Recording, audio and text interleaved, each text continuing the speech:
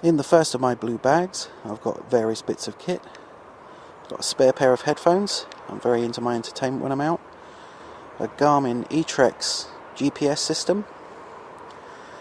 A very simple stills camera. It's always nice to have an extra stills camera, which will shoot video, but it's rubbish for video.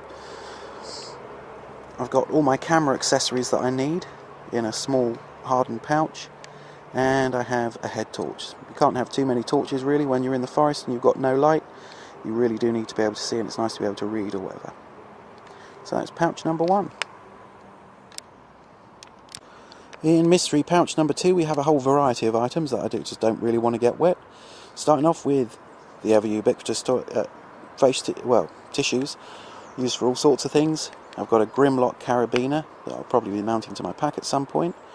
I've got a magnesium block fire starter, a spare MP3 player, 2 types of batteries for most of the equipment that I use. There's a locking gate carabiner, and courtesy of Peacock, who'll gnash his teeth when he sees this, a Gorilla Pod for the camera.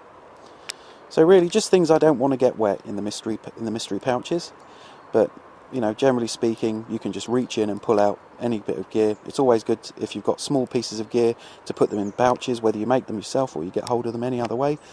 You can use what's called ditty pouches, which are just ditty bags rather, that are just mesh bags for all this, but I found that stuff kept poking out of the mesh, so I stopped using them. I have made a few pouches for various bits. It depends what I'm bringing and what I intend to do. But there you go. That's pretty much all the little bits of kit that I bring.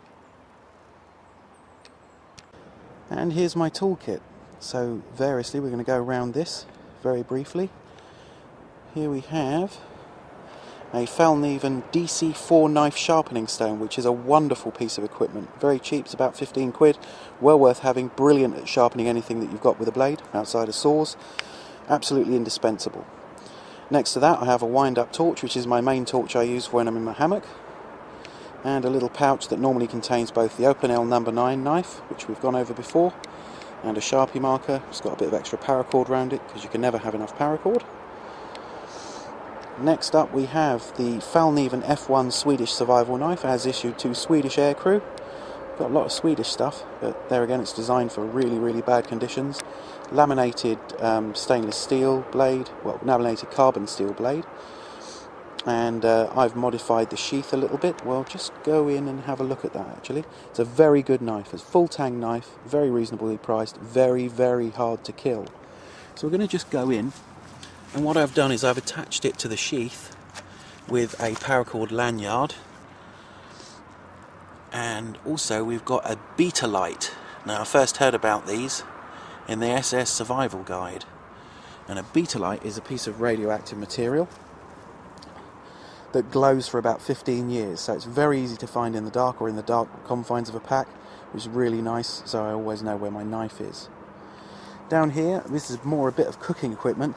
This is a 6 times cupcake tin, really hard to kill, very, very strong, and one of the best things I've found so far to cook bannock in, because it's quite easy to grease a small area of it, so it makes it easier to turn over. We have my fire tube, which I've already gone over, a Braco Laplander, and it has to be said, although I don't use it very often, my pride and joy. This is a Gransfors small forest axe. They're about £45 and worth every penny. It's a beautiful tool for splitting and cutting wood, and I absolutely love it. And even though it weighs about 1 kilo on its own, so it adds mightily to the weight of the pack, it's always worth having, just in case I decide to split some wood, which is always good if you want to make wet wood more burnable, or if I want to chop up a piece of wood, or it's even quite good for carving with when it's sharp. So there you go, my toolkit. So I hope that was informative. I hope it answered some questions. If you have any more questions, as always, just get in touch. We're very easy to find, and I'll try and answer every email, and if necessary I'll answer it with a piece of video in one of the upcoming episodes. So there you have it, pretty much everything apart from the camelback, the sleeping bag and my food container that I bring with me. Seems a bit excessive, but it is winter, and I generally find that I need most of the things in here, but in the summer I'll bring a lot less kit, obviously.